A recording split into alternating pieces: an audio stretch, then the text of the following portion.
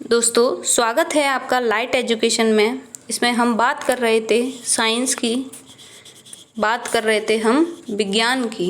विज्ञान में हम कौन सा सब्जेक्ट पढ़ रहे थे? विज्ञान में पढ़ रहे थे फिजिक्स। फिजिक्स में किस टॉपिक के क्वेश्चंस हम कर रहे थे? फिजिक्स में हम चल रहे थे लाइट के क्वेश्चंस पर।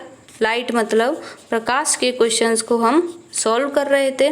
प्रकाश से पूरे फिजिक्स में सबसे ज़्यादा क्वेश्चन प्रकाश टॉपिक से ही आते हैं। तो दोस्तों चलते हैं हम क्वेश्चंस की तरफ। क्वेश्चन दिए हुए हैं कि विसरित परावर्तन घटित होता है यदि प्रकाश की एक किरण परावर्तित हो।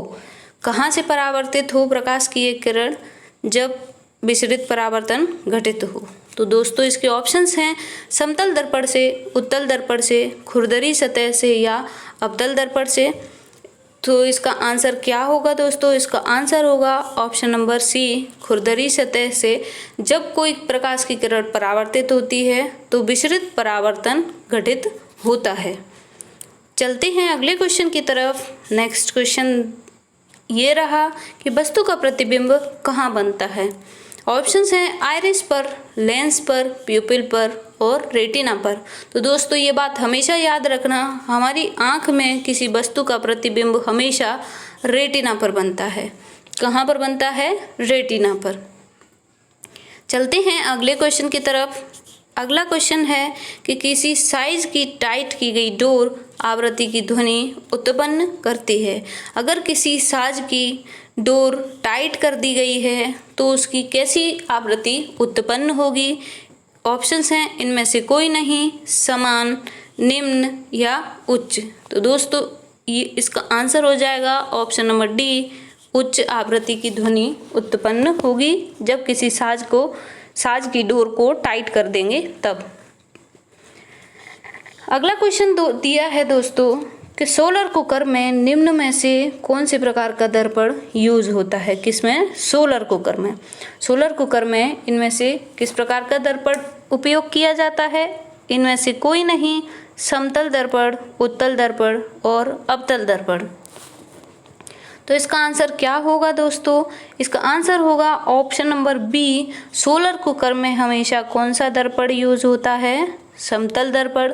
क्योंकि सोलर कुकर में खाना पकाने के लिए सोलर कुकर के ऊपर एक समतल दर्पण की परत होती है, जिससे क्या होता है कि सोलर कुकर में खाना आसानी से पक जाता है। और सोलर कुकर किस सिद्धांत पर कार्य करता है? सोलर कुकर सिद्धांत पर कार्य करता है, उस सिद्धांत को कहते हैं प्रकाश का परावर्तन। सोलर कुकर प्रकाश के परावर्तन के सिद्धांत पर कार्य करता है। चलते हैं दोस्तों अगले क्वेश्चन की तरफ। अगला क्वेश्चन पूछता है कि एक प्रकाश किरण दर्पण की सतह से टकराकर आगे बढ़ती है तो इसे क्या कहते हैं? जब प्रकाश की एक किरण दर्पण की सतह से टकराकर आगे बढ़ती है तो इसे क्या कहते हैं? आपतित किरण कहते हैं, अभिलंब कहते हैं, परावर्तित किरण कहते हैं या इनमें से कोई नहीं। तो दोस्तों इसका आंसर होगा ऑप्शन नंबर सी, परावर्तित किरण। परावर्तित किरण जब किसी समतल दर्पण से कोई भी प्रकाश की किरण टकराकर आगे बढ़ जाती है तो उसको हम परावर्तित किरण बोलते हैं। चलते हैं दोस्तों अगले क्वेश्चन की तरफ। अगला क्वेश्चन दिया हुआ है कि इंसान की आंख के लेंस की फोकस दूरी क्या है? सामान्य आंख के साथ कंडीशन दी हुई है हमें कि इंसान के लेंस की फोकस दूरी क्या होगी किसी सामान्य आंख में। ऑप्शंस हैं 2.5 सेंटीमीटर, 25 सेंटीमीटर, 25 मीटर और इन्फिनिटी। तो दोस्तों इसका आंसर क्या हो जाएगा? हमें न्यूनतम दूरी नहीं पूछी हुई है, हमें क्या पूछा हुआ है? फोकस दूरी। फोकस दूरी क्या हो जाएगी? 2.5 सेंटीमीटर। इंसान की आंख के लेंस की फोकस दूरी सामान्यतः 2.5 सेंटीमीटर होती है और मनुष्य की आंख से देखने की न्यूनतम फोकस दूरी क्या दिया हुआ है हमें? 2.5 सेंटीमीटर होती है। और इस फोकस दूरी से मनुष्य किसी भी वस्तु को बहुत स्पष्ट देख सकता है। चलते हैं अगले क्वेश्चन की तरफ। अगला क्वेश्चन दिया है कि उत्तल दर्पण द्वारा बनने वाला प्रतिबिंब कैसा होता है। उत्तल दर्पण द्वारा बना प्रतिबिंब कैसा होता है। ऑप्शंस हैं आभासी, आकार में बड़ा, वास्तविक और उल्टा। तो दोस्तों इसका आंसर क्या होगा, ये आपको याद भी होगा, हमने पढ़ा हुआ है। उत्तल दर्पण को एक क्या और बोलते हैं, अभिसारी लेंस। अभिसारी दर्पण भी बोला जाता है। क्या बोला जाता है, अभिसारी दर्पण भी। अवतल लेंस को क्या बोलते हैं, अपसारी। अवतल दर्पण को अपसारी बोला जाता है और उत्तल दर्पण को अभिसारी बोला जाता है। तो आप इसी से इसको कनेक्ट करके लिख सकते हैं, अभिसारी और आभासी। तो दोस्तों इसमें प्रतिबिंब कैसा बनेगा, ऑप्शन नंबर ए आभासी प्रतिबिंब बनेगा उत्तल दर्पण द्वारा। चलते हैं अगले क्वेश्चन की तरफ दोस्तों। अगला क्वेश्चन दिया है कि यदि एक उत्तल लेंस के निचले भाग को काला कर दिया जाए तो निर्मित प्रतिबिंब कैसा होगा। किसी उत्तल लेंस के निचले भाग को अगर काला कर दिया जाए तो निर्मित प्रतिबिंब कैसा होगा। ऑप्शंस हैं पूर्ण, अपूर्ण, कम तीव्रता या उपरोक्त दोनों। तो इसका राइट आंसर क्या हो जाएगा दोस्तों, इसका राइट आंसर हो जाएगा ऑप्शन नंबर बी, अपूर्ण। क्योंकि एक उत्तल लेंस के निचले भाग को अगर काला कर दिया जाए तो निर्मित प्रतिबिंब हमेशा अपूर्ण बनेगा, और उत्तल लेंस के निचले भाग को पॉलिश कर दिया जाता है तो निर्मित प्रतिबिंब क्या बनता है, क्या प्राप्त होता है, हमें अपूर्ण प्राप्त होता है। चलते हैं अगले क्वेश्चन की तरफ दोस्तों। अगला क्वेश्चन दिया है कि बिल्डिंग की दीवारों से परावर्तन हो रहा है तो इसे क्या कहते हैं। ऑप्शंस है नियमित परावर्तन, विसरित परावर्तन, बहुसंख्य परावर्तन और इनमें से कोई नहीं। तो इसका आंसर क्या हो जाएगा दोस्तों, इसका आंसर हो जाएगा ऑप्शन नंबर बी, विसरित परावर्तन। क्योंकि बिल्डिंग की दीवारों से प्रकाश का परावर्तन जब होता है उसे हम क्या बोलते हैं, विसरित परावर्तन। चलते हैं अगले क्वेश्चन की तरफ दोस्तों। अगला क्वेश्चन दिया हुआ है कि अवतल दर्पण के लिए जब वस्तु ध्रुव तथा फोकस के मध्य स्थित है तो निर्मित प्रतिबिंब कैसा होगा। क्या दिया है कि अवतल दर्पण के लिए जब वस्तु ध्रुव और फोकस के मध्य स्थित है, किसके किसके मध्य, ध्रुव और फोकस के मध्य, ध्रुव और फोकस के मध्य स्थित है कोई वस्तु, तो निर्मित प्रतिबिंब कैसा होगा। ऑप्शंस हैं आभासी, लघु, वास्तविक या उल्टा। तो दोस्तों इसका आंसर हो जाएगा ऑप्शन नंबर ए, आभासी। जब अवतल दर्पण के लिए जब वस्तु ध्रुव या फोकस के मध्य स्थित होती है तो निर्मित होने वाला प्रतिबिंब हमेशा आभासी होता है। कैसा होता है, आभासी होता है, क्योंकि वस्तु ध्रुव और फोकस के मध्य रखी हुई होती है। ठीक है, चलते हैं अगले क्वेश्चन की तरफ दोस्तों। जब प्रकाश जल से ऑलिव ऑयल में गुजरती है, कहाँ से, जल से ऑलिव ऑयल में, ऑलिव ऑयल मतलब जैतून का तेल। जब प्रकाश जल से ऑलिव ऑयल में गुजरती है तो किरण कैसी होती है। ऑप्शंस हैं अविचलित गुजर जाएगी, अभिलंब की ओर मुड़ेगी, अभिलंब से दूर हटेगी या अभिलंब की किसी भी ओर मुड़ सकती है। यह इस बात पर निर्भर है कि पृथककारी सतह समतल है या गोली है। तो दोस्तों इसका आंसर क्या हो जाएगा, इसका आंसर हो जाएगा ऑप्शन नंबर बी, अभिलंब की ओर मुड़ेगी। क्योंकि जब प्रकाश की किरण ऑलिव ऑयल से गुजरेगी तो वो अभिलंब की ओर मुड़ जाएगी, क्योंकि प्रकाश, जल कौन सा माध्यम है, जल से जा रही है ऑलिव ऑयल की तरफ। जल कौन सा माध्यम हो जाएगा, विरल। ये विरल माध्यम से किस माध्यम में जाती है, सघन में। किस माध्यम में जाती है, सघन माध्यम में। तो क्या होता है कि ये किरण इधर से गई तो ये अभिलंब की ओर ही मुड़ जाएगी। इधर अगर इसके बीच में एंगल ज़्यादा है तो ये किधर, अभिलंब की ओर ही मुड़ जाएगी। चलते हैं अगले क्वेश्चन की तरफ दोस्तों।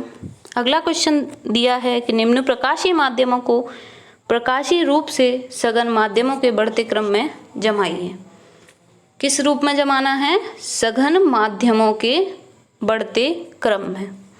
ऑप्शंस हैं कांच, वायु, जल, कांच, जल, वायु, वायु, जल, कांच और जल, कांच, वायु।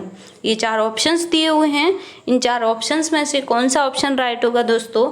ऑप्शन होगा ऑप्शन नंबर सी राइट, क्योंकि वायु सबसे कम डेंस होता है, उससे ज़्यादा डेंस होता है जल। कौन सा होता है उससे ज़्यादा डेंस? जल। और उससे भी ज़्यादा डेंस होता है कांच, उससे भी ज़्यादा सघन कांच होता है। इनका क्रम बढ़ते क्रम में होता है, ये माध्यम सघन होते चले जाते हैं। चलते हैं दोस्तों अगले क्वेश्चन की तरफ। अगला क्वेश्चन दिया है कि एक प्राकृतिक माध्यम से दूसरे माध्यम में गुजरने पर प्रकाश के पथ में परिवर्तन की परिघटना क्या कहलाती है? कौन सा? प्राकृतिक माध्यम से दूसरे माध्यम में गुजरने पर प्रकाश के पथ में परिवर्तन की परिघटना क्या कहलाती है? ऑप्शंस हैं प्रकाश का अपवर्तन, प्रकाश का विक्षेपण, ए और बी दोनों, प्रकाश का परावर्तन। तो दोस्तों इसका आंसर क्या होगा? इसका आंसर हो जाएगा ऑप्शन नंबर ए। उस परिघटना को हम प्रकाश का अपवर्तन कहते हैं। चलते हैं अगले क्वेश्चन की तरफ दोस्तों। अगला क्वेश्चन दिया है कि एक वर्णीय प्रकाश पुंज अगर सघन से विरल माध्यम की ओर जाता है, सघन से विरल माध्यम में गुजरता है, तो परिणाम स्वरूप क्या होता है? ऑप्शंस हैं इसकी तरंग दैर्घ्य कम हो जाती है, मतलब इसकी वेवलेंथ कम हो जाती है, इसकी फ्रीक्वेंसी कम हो जाती है, या इसकी आवृत्ति कम हो जाती है, इसका वेग बढ़ जाता है, या इसका वेग कम हो जाता है।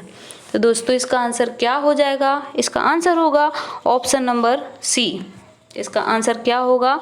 Option number C. इसका जब एक वर्णीय प्रकाश पुंज सघन से विरल माध्यम में गुजरता है, सघन से विरल माध्यम में गुजरेगा, तो इसका वेग हमेशा बढ़ जाएगा। क्या होगा? वेग हमेशा बढ़ जाएगा, क्योंकि एक वर्णीय प्रकाश पुंज का वेग माध्यम के घनत्व के कम होने पर बढ़ जाता है। घनत्व के कम होने पर मतलब घनत्व का इन्वर्सली प्रोपोर्शनल है वेग। अगर वेग बढ़ेगा तो घनत्व कम होगा, और घनत्व बढ़ेगा तो वेग कम होगा। तो चलते हैं अगले क्वेश्चन की तरफ दोस्तों। अगला क्वेश्चन दिया हुआ है कि एक किताब पढ़ते समय पुस्तक और आँख के बीच आवश्यक न्यूनतम दूरी क्या होनी चाहिए? ऑप्शंस हैं 50 सेंटीमीटर, 20 सेंटीमीटर, 12 सेंटीमीटर और 25 सेंटीमीटर।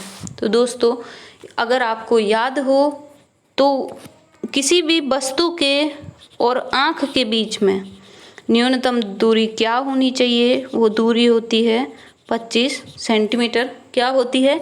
25 सेंटीमीटर। यही एक मानव आँख के लिए न्यूनतम दृश्य दूरी होती है। क्या होती है? न्यूनतम दृश्य दूरी। इससे कम दूरी पर अगर हम किताब पढ़ते हैं तो वो हमारी आँख की क्षमता को कमज़ोर कर देती है, वो हमारी आँख की क्षमता को गिरा देती है। चलते हैं अगले क्वेश्चन की तरफ दोस्तों। अगला क्वेश्चन दिया हुआ है कि नदी के किनारे पर खड़ा व्यक्ति पानी में एक मछली को देखता है, उसे मछली कैसे दिखेगी? अगर ये पानी की सतह है, नीचे इधर मछली है, यहाँ कोई आदमी खड़ा हुआ है, अगर ये उस मछली को देखता है तो ये मछली उसे कैसी दिखेगी? ये मछली उसे कैसी दिखेगी? ऑप्शन दिए हुए हैं उसी गहराई पर, लेकिन मूल स्थिति से दाईं ओर, अपनी मूल स्थिति से ठीक ऊपर और मूल स्थिति से ठीक नीचे। तो दोस्तों ये इसमें कौन सा फॉर्मूला काम करेगा? इसमें फॉर्मूला काम करेगा प्रकाश के अपवर्तन का। कौन सा फॉर्मूला काम करेगा? प्रकाश के अपवर्तन का। प्रकाश के अपवर्तन का फॉर्मूला काम करेगा। प्रकाश के अपवर्तन में क्या होता है कि कोई भी वस्तु जो पानी के अंदर होती है वो हमें ऊपर उठी हुई दिखाई देती है, मतलब ऑप्शन क्या हो जाएगा? ऑप्शन नंबर सी हमारा सही आंसर हो जाएगा। वह अपनी मूल स्थिति से ठीक ऊपर दिखेगी। मतलब अगर यहाँ मछली है तो वो उठी हुई यहाँ पर इस आदमी को दिखाई देगी, वो अपनी ओरिजिनल पोजीशन पे दिखाई नहीं देगी। चलते हैं दोस्तों अगले क्वेश्चन की तरफ। अगला क्वेश्चन दिया हुआ है कि प्रकाश के अपवर्तन के लिए कौन सा उत्तरदायी है, कौन सा ऑप्शन उत्तरदायी है। ऑप्शंस हैं छाया का निर्माण, तारों का टिमटिमाना, आकाश का नीला रंग या फिर इंद्रधनुष। किस चीज के लिए? प्रकाश के अपवर्तन के लिए। चलते हैं इसके ऑप्शंस की तरफ। ऑप्शंस पूछ रहे थे छाया का निर्माण, तारों का टिमटिमाना, आकाश का नीला रंग या फिर इंद्रधनुष। दोस्तों प्रकाश का अपवर्तन का उदाहरण होता है तारों का टिमटिमाना। चलते हैं अगले क्वेश्चन की तरफ। अगला क्वेश्चन है कि ऊपर से देखने पर तालाब में पानी कैसा दिखाई देता है। ऊपर से देखने पर तालाब में पानी कैसा दिखाई देता है। ऑप्शंस हैं अधिक गहरा, कम गहरा, समान या कभी कभी कम गहरा और कभी कभी कुछ गुना अधिक गहरा। तो दोस्तों चाहे पानी को देखो तालाब में या फिर किसी भी वस्तु को, वो सरफेस हमेशा अपनी स्थिति से थोड़ी ऊपर उठी हुई दिखाई देगी। मतलब अगर पानी का लेवल ये दिया हुआ है तो हमें पानी का लेवल कौन सा दिखेगा? यहाँ पर दिखेगा। मतलब पहले गहराई क्या थी? इतनी थी, अब गहराई इसकी कम दिखाई देगी, इसकी गहराई कम दिखाई देगी। तो ऑप्शन नंबर बी इसका करेक्ट आंसर हो जाएगा। हमें पानी कम गहरा दिखाई देगा तालाब में ऊपर से देखने पर। चलते हैं अगले क्वेश्चन की तरफ दोस्तों। अगला क्वेश्चन पूछता है कि जब प्रकाश की किरण परावर्तन वाले पृष्ठ पर आपतित होती है एवं यदि परावर्तित किरण आपतित किरण से 90 डिग्री पर होती है तो किरण का आपतन कोण क्या होगा। क्या पूछता है दोस्तों कि जब प्रकाश की किरण परावर्तन वाली पृष्ठ से आपतित होती है एवं यदि परावर्तित किरण आपतित किरण से 90 डिग्री पर होती है तो किरण का आपतन कोण क्या होगा। ये दोस्तों कोई दर्पण है, ये सतह है, ये आपतित किरण है और ये परावर्तित किरण है। ये इंसिडेंट रे है, ये रिफ्लेक्टेड रे है। इनके बीच में जो एंगल दिया हुआ है वो 90 डिग्री दिया हुआ है। आपतित किरण और परावर्तित किरण के बीच में एंगल कितना दिया हुआ है? 90 डिग्री दिया हुआ है। तो ये टोटल एंगल कितना होता है? 180 डिग्री। और इधर एंगल बराबर होगा। तो ये कितने कितने निकल आएंगे दोस्तों? 180 में से जब 90 घटाएंगे तो 90 बचेगा। 90 को 2 भागों में डिवाइड करेंगे तो ये कितना हो जाएगा? 45 डिग्री। मतलब ये दोनों एंगल जो हैं वो 45 डिग्री के हो जाएंगे। तो वो आपतन कोण हमें कितने का दिखाई देगा? 45 डिग्री का। Option number C is the correct answer of this question. चलते हैं अगले क्वेश्चन की तरफ दोस्तों। क्वेश्चन दिया हुआ है कि आपतन बिंदु पर आपतन किरण परावर्तित किरण तथा अभिलंब में स्थित होते हैं। ऑप्शंस हैं भिन्न माध्यम में, भिन्न समतल पर, समान समतल पर या समान पृष्ठ पर। आंसर है दोस्तों इसका ऑप्शन नंबर सी, समान समतल पर। आपतन बिंदु पर आपतन किरण, परावर्तित किरण एवं अभिलंब हमेशा समान समतल पर स्थित होते हैं। चलते हैं अगले क्वेश्चन की तरफ। अगला क्वेश्चन दिया हुआ है कि प्रकाश जब वायु से जल में प्रवेश करता है, प्रकाश जब वायु से जल में प्रवेश करता है तब अपवर्तन कोण होता है। ऑप्शंस हैं आपतन कोण से कम, आपतन कोण से अधिक, जल के पृष्ठ से सदैव 90 के समान, आपतन कोण के समान। तो दोस्तों इसका आंसर क्या हो जाएगा? इसका आंसर हो जाएगा ऑप्शन नंबर ए, आपतन कोण से कम। क्यों आपतन कोण से कम होगा? जब कोई भी प्रकाश की किरण विरल माध्यम से सघन में एंटर करती है। वायु विरल माध्यम हो गया, जल हो गया सघन माध्यम। विरल माध्यम से सघन माध्यम की तरफ एंटर करती है तो वो अभिलंब की तरफ झुक जाती है। क्या होता है? अभिलंब की तरफ झुक जाती है तो क्या हो जाएगा? ये आपतन कोण जो है उससे यहाँ कोण कम कितना बनेगा? इससे कम कोण बनेगा। तो ऑप्शन कौन सा सही हो जाएगा? ऑप्शन नंबर ए, अपवर्तन कोण हमेशा आपतन कोण से कम बनेगा। चलते हैं अगले क्वेश्चन की तरफ दोस्तों। अगला क्वेश्चन दिया है कि समतल दर्पण का वह गुण जिसके अंतर्गत यह दाएं को बाएं रूप में तथा इसके विपरीत दिखाता है उसे क्या कहते हैं? ऑप्शंस हैं अपवर्तन, परावर्तन, उदग्र विलोमन, पार्श्व विलोमन। मतलब जब हम किसी भी दर्पण में देखते हैं, दर्पण में जब हम अपना फेस देखते हैं या कोई भी वस्तु देखते हैं तो वो अगर हमारे हाथ में सीधे हाथ में है, अगर हमारे दाएं हाथ में है तो मिरर में, दर्पण में वो हमें अपने बाएं हाथ में दिखाई देगी। ये जो प्रोसेस है वो क्या कहलाती है? ये जो फिनोमेना है वो क्या कहलाता है? वो कहलाता है पार्श्व विलोमन। विलोम मतलब उसका उल्टा, पार्श्व मतलब सामने, मतलब जो सामने दिख रहा है उसका हमें हमेशा उल्टा दिखता है।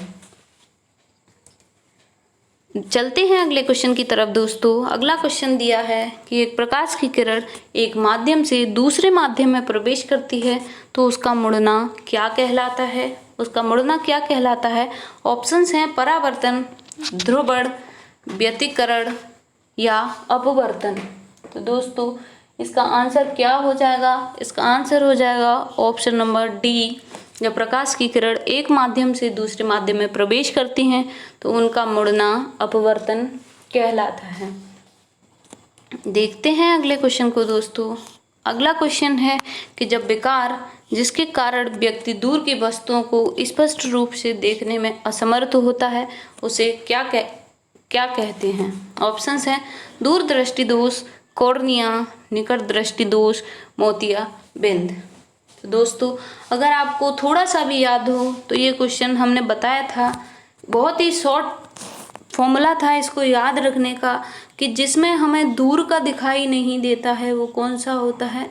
जिसमें हमें दूर का दिखाई देता है वो होता है दूरदृष्टि दोष,